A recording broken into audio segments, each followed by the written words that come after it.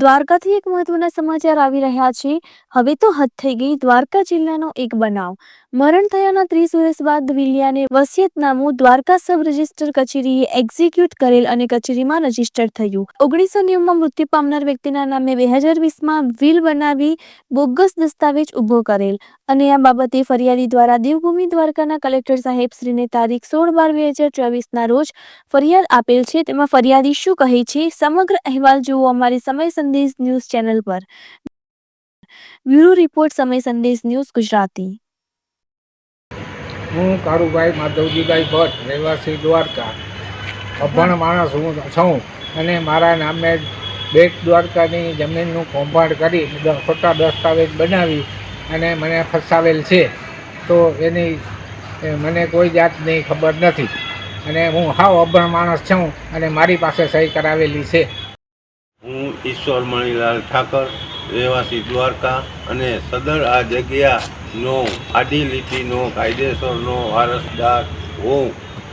એમાં મારી સંમતિ કે મારી જાણ વગર સદર આ જગ્યામાં મને અંધારામાં રાખી અને સદરો જગ્યાનો દસ્તાવેજ થયેલ છે અને આમાં ઉપર કરોડોનું કૌભાંડ થયેલ છે। આ બાબતે 2023માં કલેક્ટર સાહેબ શ્રીને ફરિયાદ કરેલ હતી પણ તેનો પ્રત્યુત્તર આવેલ નથી। જય દ્વારકાધીશ। આ કેસની વિગત એ પ્રમાણે છે। આ કામના ફરિયાદી કારુભાઈ માધવજીભાઈ ભટ્ટ અને ઈશ્વર મણીલાલ ઠાકર બંને દેવભૂમિ દ્વારકાના રહેવાસી છે। સદરુ જગ્યા બેટ દ્વારકાના રેવન્યુ સર્વે નંબર 516 જૂના નવા 376 અને રેવન્યુ સર્વે નંબર જૂના 352 નવા 448 થી છે અને સદરુ બાબતે આ જગ્યા 15/77/2020 થી દ્વારકા સબ રજિસ્ટર કચેરીમાં તારીખ 13/11/2020ના રોજ વિલ રજૂ કરેલ છે રજિસ્ટર્ડ સબ રજિસ્ટ્રાર દ્વારા અને તે ગુજરનાર દેવકુંવરબેન માવજીના જોશીના નામે સદરુ જગ્યા હતી। આ જગ્યામાં હકીકત એ પ્રમાણે છે કે આ વિલ છે જે જગ્યાના માલિક છે જે દેવકુંવરબેન માવજીભાઈ જોશી તેનું તારીખ 16/11/1990ના રોજ નાના ભાવડા ખાતે અવસાન થયેલ છે અને તે વિલના દર્શાવ્યા મુજબ 17/10/1988ના રોજ અનરજિસ્ટર્ડ ફક્ત ટાઈપ કરેલું વિલ રજૂ કરેલ છે અને તે વિલ સબ રજિસ્ટ્રાર કચેરીમાં 2020માં આ કામના ફરિયાદી કારુભાઈ માધવજીભાઈ ભટ્ટને સાક્ષી તરીકે રાખી અને કરેલ છે। તો જે 1990માં જે વિલ અનરજિસ્ટર્ડ છે તો તે પાલટી વગર કોઈ રીતે રજિસ્ટર થઈ શકે નહીં। સાક્ષી દ્વારા કોઈ પણ રીતે વિલ એક્ઝિક્યુટ થઈ શકે નહીં એવો કોઈ નિયમ છે તો એ અમને જાણકારીમાં છે નહીં। અમારી 17 વર્ષની પ્રેક્ટિસ છે। જે પ્રેક્ટિસ દરમિયાન અમને આવા કોઈ કેસ આવેલ નથી। જે માણસ 1990થી આ પૃથ્વીમાં નથી તેમના નામે ના સાક્ષી દ્વારા આ વિલ કેવી રીતે રજૂ કરી શકાય તો એ સમજની બારે છે। વધુમાં આ કામના ફરિયાદી છે કારુભાઈ માધવજીભાઈ ભટ્ટ એ આ કામના સામાવાળા અમે જે ફરિયાદ કરી છે તેમાં સામાવાળા નંબર 3 છે ઈલાબેન નરોત્તમભાઈ જોશી અને વાઇફ ઓફ વેલજીભાઈ જેરામભાઈ ભટ્ટ જે આ કામના સામાવાળા 5 છે તેમના સગા થાય અને નાતીલાના ખાતે તેમને એવું કહેવામાં આવેલ કે તમે અમારે એક મિલકત લીધી છે તેમાં સબ રજિસ્ટર ઓફિસમાં સાક્ષી તરીકે આવવાનું છે। કારુભાઈ માધવજીભાઈ જે ભટ્ટ જે ફરિયાદી છે તે અભણ છે, ફક્ત અક્ષર જ્ઞાન છે, બાકી એમને કાંઈ કાયદાની કે કોઈ રીતે ભાન નથી। તે અમારી પ્રાથમિક તપાસમાં જાણવા મળેલ છે અને આ કામમાં સામાવાળા નંબર 1 જે તે સમયના સબ રજિસ્ટ્રાર સાહેબ દ્વારકાના છે જે આ કામમાં તેમને મદદગારી કરેલ છે અને આ કામના સામાવાળા 2 જે મુખ્ય સૂત્રધાર છે તેમનું નામ છે કનૈયાલાલ પાઢ ઉર્ફે કાનો। તે આ તમામ વસ્તુનું કામ કરે છે અને આવા ખોટા બનાવટી દસ્તાઓ બનાવવામાં તે માસ્ટર છે।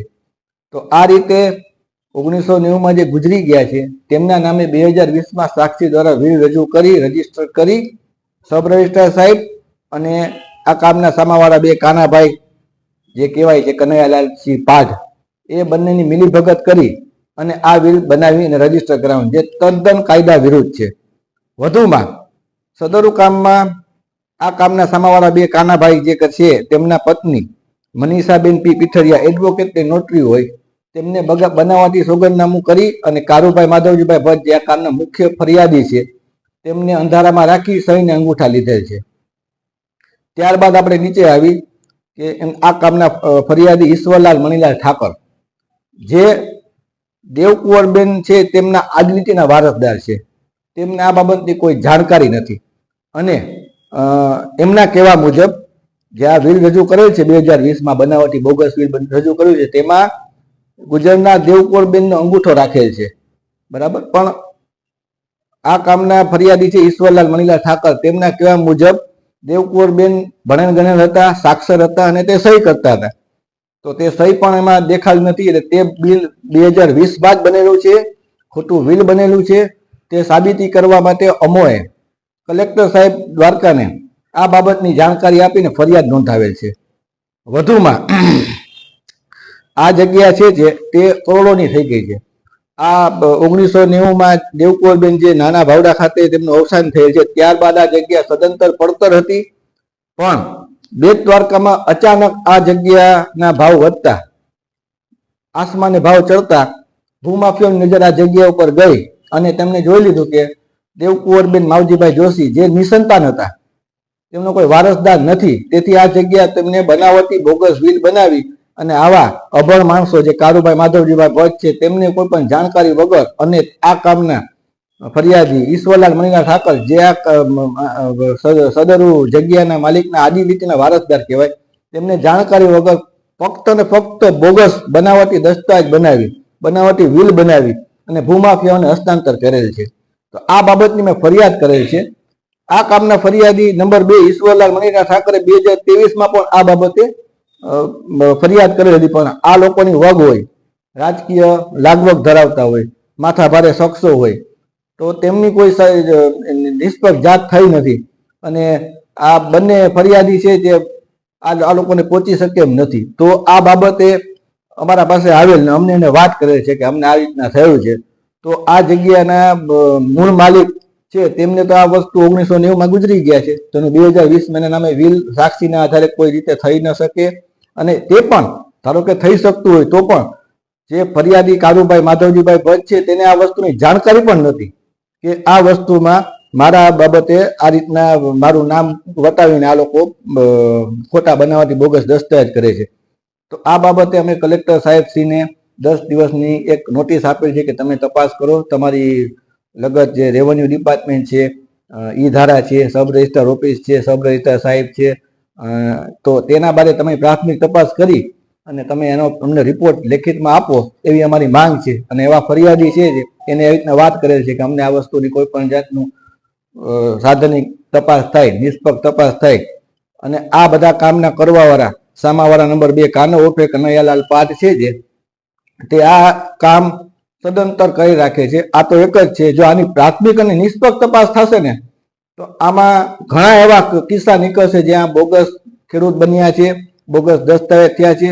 એવું કહેવામાં આવે છે દ્વારકામાં કે આ ભાઈ છે જે આ બધાનો માસ્ટર માઇન્ડ છે અને આની સરકારી ઓફિસમાં સારી એવી વગ છે અને અઢળક પૈસા આપી અને ભ્રષ્ટાચાર કરીને સદરુ તમામ જગ્યાઓને બોગસ દસ્તાવેજ કરે છે. તો અમારી કલેક્ટર સાહેબને માંગ હતી ફરિયાદી દ્વારા અને મારા દ્વારા આ કહેવામાં આવે છે કે તમે આ વસ્તુની નિષ્પક્ષ જાંચ કરશો તો આનો કોઈ પણ રીતે ભ્રષ્ટાચારનો મામલો છે તે ઉજાગર થશે.